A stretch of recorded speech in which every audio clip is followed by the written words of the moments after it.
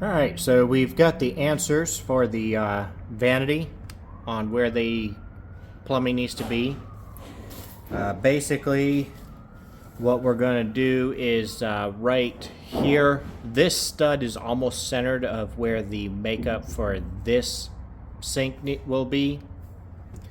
And this stud right here is almost centered of that sink, which kind of works out. It's kind of roughly what I was guessing. That's where I had drilled this hole down here before, but hadn't drilled one up here because I figured that this blue would end up being on this side of the stud.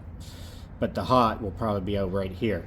So pretty much what we would want to do is we'll want to have the hot leg coming out, say, right on this side of the stud right here. And then we will have the blue come out about somewhere around this vicinity. That'll leave room in the middle for the drain line to come out right about here, just to this side of this stud. So, and then we'll do the same setup in reverse pretty much over here. The blue will come out on this side of this stud, and then the drain line will come out right on this side, and then the red will come out right here. So that's what we're going to do with this. I've already got the holes drilled. I've got the pipes kind of in line so that hopefully we can get right into making this all up. So all we gotta do is get our tools set up and our pieces. The first thing we're going to do is we're going to pull out what we would want for our stub out coming out of the wall. And this is a 2x6 wall. We're going to probably, in this case on this side, this should be plenty. Then what we can do is we can get our measurement. That's going to be about the same length that we need for the next piece of pipe that's going to come down.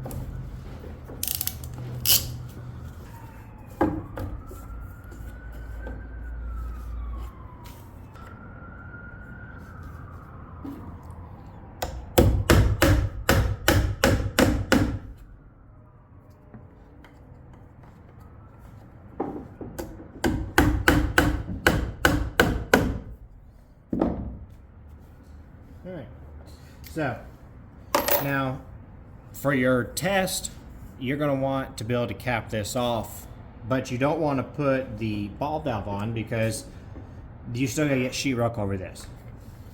So there's a couple options. Now they sell these PEX plugs, crimp plugs, which you'll put on there and then you'll crimp down another one of these crimps on. Personally, I think it's a waste of money. Because if you crimp this on there, you then have to, you're wasting a crimp and you're wasting this because this becomes trash. You can buy these shark bite caps, which work for PEX, copper, and all kinds of other stuff.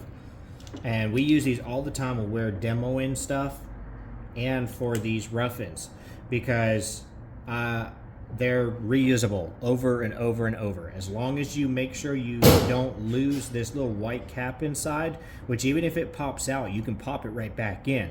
Just don't lose it. As long as you can keep that, you can use these over. I've been using these same ones, and I've got a bunch more in the box over there. But I've been using these same ones probably for 4 or 5 years. Just over and over, instead of wasting the money on on these, which I did originally just because that's the way I was shown to do it. That's the way everyone did it, and I was just suddenly I was like, well, why am I wasting money on this all the time? I can buy these once and be done with it.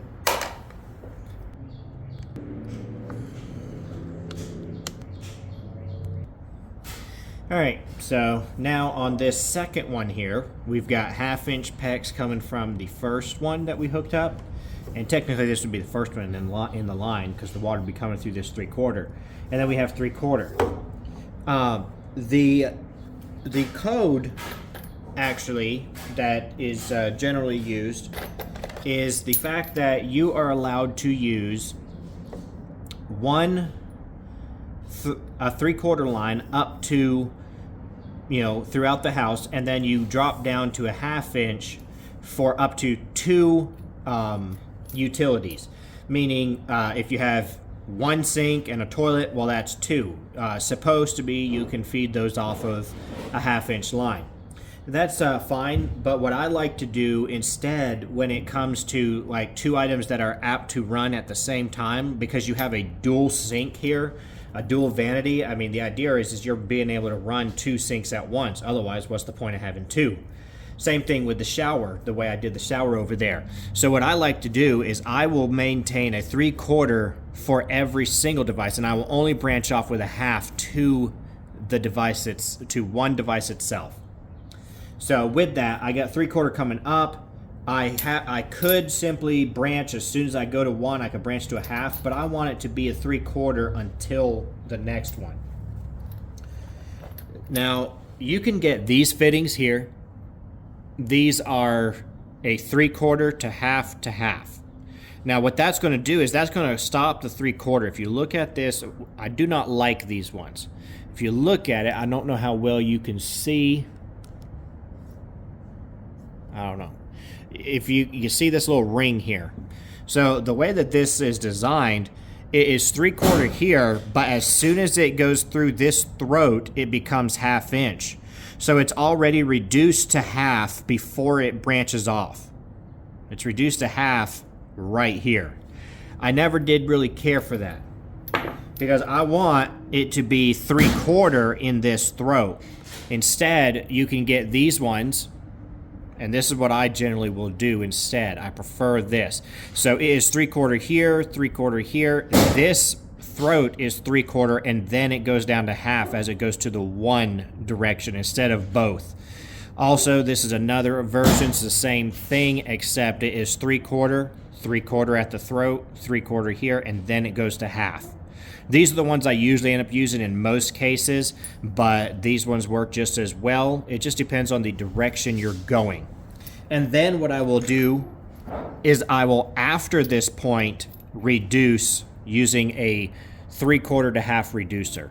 To me, just that way I am maintaining full 3/4, being able to feed in both directions for the 1/2, instead of like this one where I got 3/4, but then I'm reducing it before I feed in either direction. I want it to be a full 3/4 and then reduce after it is split. And that's what these allow me to do, along with a reducer. So that's the way I'm going to hook this up. That's the way I hooked up the shower as well.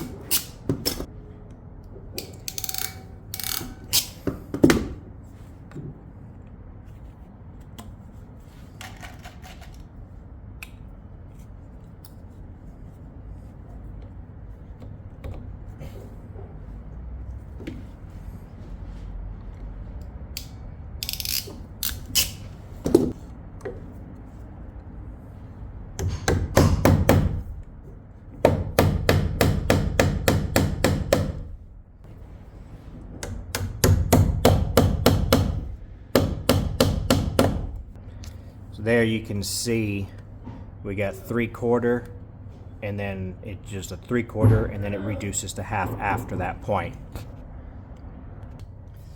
And right here, we did the same thing, but we used that other fitting. So we got a 3/4, and then with 3/4 here, this is where the half comes off, and then we got the reducer right here that reduces down to 1/2 inch there. So that is both sinks hooked up here. All we got to do is tie it in underneath with all the rest of it.